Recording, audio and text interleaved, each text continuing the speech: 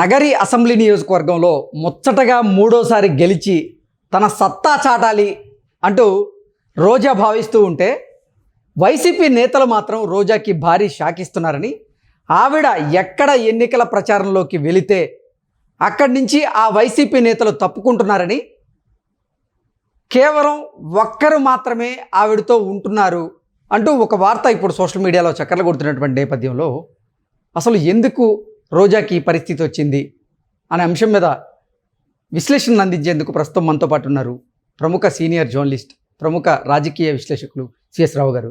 సార్తో మాట్లాడు. సార్ నమస్తే. సార్ నమస్తే. సార్, నగరి అసెంబ్లీ నియోజకవర్గంలో ముచ్చటగా మూడోసారి గెలిచి తన సత్తా చాటాలి అంటూ రోజా భావిస్తున్నటువంటి తరుణంలో అక్కడ వైసీపీ నేతలే రోజాకి భారీ షాక్ ఇస్తున్నారని, ఆవిడ ఎక్కడ ప్రచారానికి వెళ్తే అక్కడి నుంచి ఆ వైసీపీ నేతలు పారిపోతున్నారు అంటూ ఒక వార్త ఇప్పుడు సోషల్ మీడియాలో చక్కర్లు కొడుతూ ఉంది. ఏంటి సార్ దీని మీద మీ విశ్లేషణ? ఇప్పుడు అక్కడ రాష్ట్రంలో ఏ ఎమ్మెల్యే క్యాండిడేట్కి వైఎస్ఆర్ కాంగ్రెస్ పార్టీలో ఎదురుగా అనేటువంటి పరిస్థితి రోజాకి కనిపిస్తుంది. నగరి కానీ, ఆ తర్వాత పూతలపట్టు కానీ, వడమాల కానీ, ఇంకోటి ఏదో ఉంది. సో అక్కడ ఆ మండలాలు 4-5 మండలాలు ఉన్నాయి. ఈ 4-5 మండలాలకు సంబంధించిన ఎంపీటీసీలు కానీ, జడ్పీటీసీలు కానీ, లేదా ఆ మండల పరిధిలో ఉండే సర్పంచులు కానీ రోజా వస్తుందని అంటే అసలు పక్కకి వెళ్ళిపోతున్నారు, ప్రచారానికి కూడా వెళ్ళట్లేదు. అలాంటి పరిస్థితి రాష్ట్రంలో ఏ వైఎస్ఆర్ కాంగ్రెస్ పార్టీ ఎమ్మెల్యే అభ్యర్థికి లేదు, కానీ ఒక్క రోజాకు మాత్రమే ఉంది. ఇలాంటి పరిస్థితుల్లో కూడా ఆవిడ ప్రచారం చేసుకుంటూ వెళ్తుంది. ఎలా చేస్తుంది ప్రచారం అనేది మనం ప్రశ్న వేసుకుంటే, పక్క నియోజకవర్గంలో ఉండేటువంటి వాళ్ళని తీసుకొచ్చి ప్రచారం చేస్తున్నారు, ప్రచారం కొనసాగిస్తున్నారు అనేది తాజాగా వినిపిస్తున్నటువంటి సమాచారం. ఆ పక్కన నియోజకవర్గంలో ఉండేటువంటి వాళ్ళని తీసుకొచ్చి ప్రచారం చేస్తుంటే ఉన్నటువంటి వాళ్ళకి ఇంకా ఎక్కువగా కోపం వస్తుంది. వడమాల కానీ, నగరి కానీ, పుత్తూరు కానీ, ఈ మండలాల్లో ఉండేటువంటి వాళ్ళకి బాగా వ్యతిరేకత ఉంది. ఎలా గెలుస్తుందో రోజా చూస్తామని చెప్పి తెలుగుదేశం పార్టీ కన్నా కూడా వైఎస్ఆర్ కాంగ్రెస్ పార్టీలో ఉండేటువంటి వాళ్ళే ఆ మీద వ్యతిరేకంగా పనిచేస్తున్నారు అనేది వినిపిస్తుంది.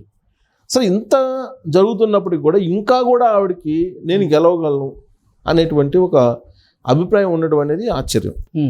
వాస్తవంగా 2019 కానీ 2014 ఎన్నికల్లో కానీ ఆవిడ చాలా స్వల్ప మెజార్టీతో, 100 మెజార్టీతోనే గెలిచారు. చాలా స్వల్ప మెజార్టీతో గెలిచారు. ఇప్పుడున్నటువంటి పరిస్థితులు అసలు ఆవిడ గెలుస్తారా, గెలిచే అవకాశం ఉందా అని అంటే లేదని చెప్పి సర్వేలు అన్నీ చెప్తున్నాయి. ఒక్క సర్వేలో కూడా పాజిటివ్గా రోజాకి రావట్లేదు. కానీ రోజా మాత్రం నేను గెలుస్తాను అంటుంది.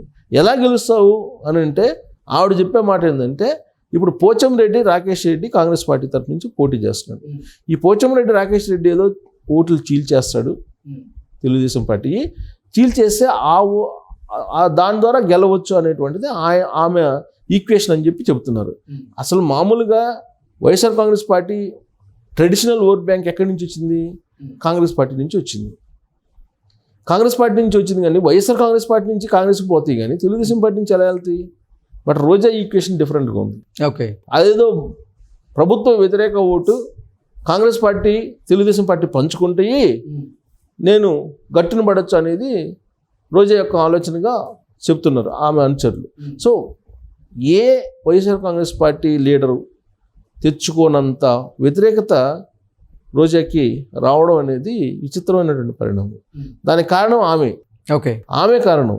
ఎందుకు కారణం అని అంటే, ఆమె ఈ మధ్యకాలంలో సోషల్ మీడియాలో బెంజ్కారు వ్యవహారం, తర్వాత ఆమె యొక్క మాటలు, రాష్ట్రం మీద జగన్మోహన్ రెడ్డికి సంబంధించిన పరిపాలన మీద మొత్తం వ్యతిరేకత ఉంటే జగన్మోహన్ రెడ్డి అద్భుతం అని చెప్పి ఆవిడ మాట్లాడటం, తర్వాత చంద్రబాబు నాయుడు మీద, చంద్రబాబు నాయుడు ఫ్యామిలీ మీద మాట్లాడటం, ఇవన్నీ కూడా ఆమెకి నెగిటివ్ అయితే, వైఎస్ఆర్ కాంగ్రెస్ పార్టీలో ఉండేటువంటి మంత్రులు ఎవరైతే ఉన్నారో పెద్దిరెడ్డి రామచంద్రారెడ్డి కానీ వీళ్ళు, అక్కడ చిత్తూరులో ఉండేటువంటి వాళ్ళు ఎవరితోటి సఖ్యతగా ఆవిడ ఉండేటువంటి పరిస్థితి లేదు. మరి జగన్మోహన్ రెడ్డి ఎలాగో ఓడిపోయే టికెట్ అని చెప్పి ఇచ్చారా, ఎవరిని పెట్టినా ఓడిపోతారనే ఉద్దేశంతో ఇచ్చారా రోజాకి, లేదంటే స్టాలినో లేకపోతే కేసీఆర్ వీళ్ళ ద్వారా ఏమన్నా ఒత్తిడి తీసుకొచ్చారా, మంత్రి పదవికి తీసుకొచ్చినట్టు అనేది ఒకటి వినిపిస్తుంది. లేదంటే విస్తృతమైనటువంటి పరిచయాలు ఉంటాయి కాబట్టి రోజాకి ఎవరి నుంచి ఆవిడ ఒత్తిడి తీసుకొచ్చారో అర్థం కావట్లేదు. ఇంకోవైపు ఏమో స్వరూపానందేంద్ర సరస్వతి ఆయన పూజలు చేస్తారు, ఆవిడకు పూజలు పునస్కారాలు రాజస్వామి యాగం చేస్తున్నారు కాబట్టి రాజస్వామి యాగం చేస్తున్నాడు కాబట్టి గెలుస్తాననేటువంటి ఒక నమ్మకం ఆమెకు ఉందని చెప్పి చెబుతారు. సో క్షేత్రస్థాయిలో మాత్రం ఏ ఒక్క పాజిటివ్ పాయింట్ కూడా ఆమెకి కనిపించట్లేదు. ఆవిడ గాల్లో లెక్కలేసుకుంటున్నారు అనేది వైఎస్ఆర్ కాంగ్రెస్ పార్టీలో ఉండేటువంటి వాళ్ళే చెప్పేటువంటి మాట. అంటే వాళ్ళ హస్బెండ్ ఒక తమిళియన్ కాబట్టి అక్కడ తమిళ ఓటర్లు కూడా ఎక్కువ మంది ఉన్నారు, అది రోజాకి కలిసి వచ్చే అవకాశం ఉంది అంటూ కూడా కొన్ని వార్తలు వస్తాయి. అది ఆల్రెడీ 2014 2019లో ఆ ఈక్వేషన్లోనే ఆవిడ గెలిచారు. ఎంత 100 ఓట్లు, 600 ఓట్లతో ఒకసారి, ఇంకోసారి ఏమో 1000 ఓట్లతో గెలిచారు ఆవిడ. సో 600 ఓట్లు 1000 ఓట్లు ఇప్పుడు జరిగేటువంటి ఎన్నికల్లో ప్రభుత్వం మీద వ్యతిరేకత ఉన్నప్పుడు అవి ఎలా వస్తాయి? పైగా ఇంకోటి కాంగ్రెస్ పార్టీకి సంబంధించినటువంటి పోచంరెడ్డి రాకేష్ రెడ్డి వైఎస్ఆర్ కాంగ్రెస్ పార్టీ ఓట్లు చీల్చుకునేటువంటి అవకాశం ఉంది భారీగా. సో అలాంటప్పుడు ఎంత తమిళ ఓట్లు ఉన్నా కానీ అక్కడ తమిళ ఓట్లు ఉన్నప్పటికీ కూడా అది వర్కౌట్ అయ్యేటువంటి ఛాన్స్ లేదు ఏ కోణం నుంచి తీసుకున్నా కానీ. కానీ ఆవిడ ఏదో ఒక అదృశ్య శక్తి నన్ను కాపాడుతుంది అనేటువంటి యాంగిల్లో ఆవిడ ఉన్నారు. పూజలు పునస్కారాలు ఇవి చేపిస్తూ ఆవిడేదో గాలిలో మేడలు కట్టుకుంటున్నారు. సో ఈ క్రమంలో ఈ కాంగ్రెస్ పార్టీ ఓట్లు, కాంగ్రెస్ పార్టీ చీల్చుకునేటువంటి ఓట్లు నన్ను గెలిపిస్తాయి అనేటువంటి యాంగిల్లో ఆవిడ ఉండటం అనేది విచిత్రమైనటువంటి పరిణామం. నిజంగా జరుగుతుందా లేదనేది మనం వెయిట్ చేయాలి. బట్ ఆమెకున్నటువంటి ఈక్వేషన్ అది, ఆమెకున్నటువంటి ఈక్వేషన్ అలా ఉంది అనేది కూడా చెప్తున్నారు. కానీ ఆమె మీద వచ్చినటువంటి ఆరోపణలు ఏంటి? అసలు దాదాపు 3-4 దుకాణాలు పెట్టారు.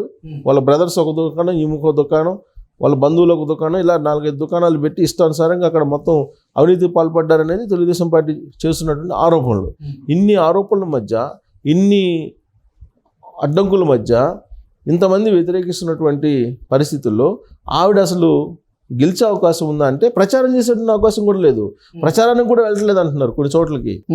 అసలు సొంత పార్టీ నేతలే ఆవిడకి సహకరించట్లేదు అనేటువంటి వార్తలు వస్తున్నటువంటి నేపథ్యంలో అసలు అఫీషియల్గానే సహకరించట్లేదు. దానికి అఫీషియల్గా సహకరించినప్పుడు కూడా ఆవిడ ప్రచారానికి వెళ్తున్నారంటే పక్క వాళ్ళని తీసుకెళ్ళి వెళ్ళాల్సినటువంటి పరిస్థితి. కిరాయికి తీసుకొచ్చుకొని పక్క నుంచి వాళ్ళతోటి కలిసి ప్రచారం చేయాల్సినటువంటి పరిస్థితి రోజాకి ఏర్పడింది అని అంటే ఎన్నికల ముందు ఆవిడ ఓడిపోయినట్టు చాలా క్లియర్గా కనిపిస్తుంది. పక్కన గాలి ముద్దుకృష్ణ కుమారుడు, గాలి భానుప్రకాష్ రెడ్డి బలమైనటువంటి క్యాండిడేట్ ఉన్నాడు అక్కడ. సో ఆవిడ అసలు ప్రచారానికి కూడా వెళ్ళలేదండి అంటే దాని అర్థం ఏంటి? ఇప్పుడు ఆల్రెడీ వైఎస్ఆర్ కాంగ్రెస్ పార్టీలో చాలా మందికి ఇలాంటి పరిస్థితి ఉంది. వాళ్ళు కనీసం డబ్బులు ఖర్చు పెట్టడానికి కూడా సిద్ధపడలేదు, ఎంత ఖర్చు పెట్టినా గెలవలేవు అనేటువంటి ఒపీనియన్ తోటి ఉన్నారనేది కొంతమంది ఈ సర్వేలు చేసినటువంటి వాళ్ళు చెప్తున్నటువంటి అభిప్రాయం. సో ఆ జాబితాలోకి ఇప్పుడు రోజా వస్తారా?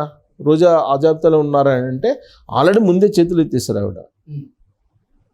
ప్రచారానికి కూడా వెళ్ళలేనటువంటి పరిస్థితుల్లో లోకల్గా ఉండే లీడర్లు సహకరించినటువంటి పరిస్థితుల్లో ఎంత తమిళులు ఉన్నప్పటికీ కూడా ఓటర్లు అక్కడ ఆవిడ గెలిచిన పరిస్థితి ఉంటుందా? ఉండేటువంటి ఛాన్స్ లేదు. కానీ కాంగ్రెస్ పార్టీ అభ్యర్థి మీద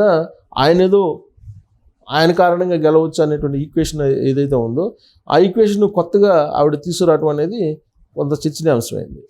okay sir, thank you so much.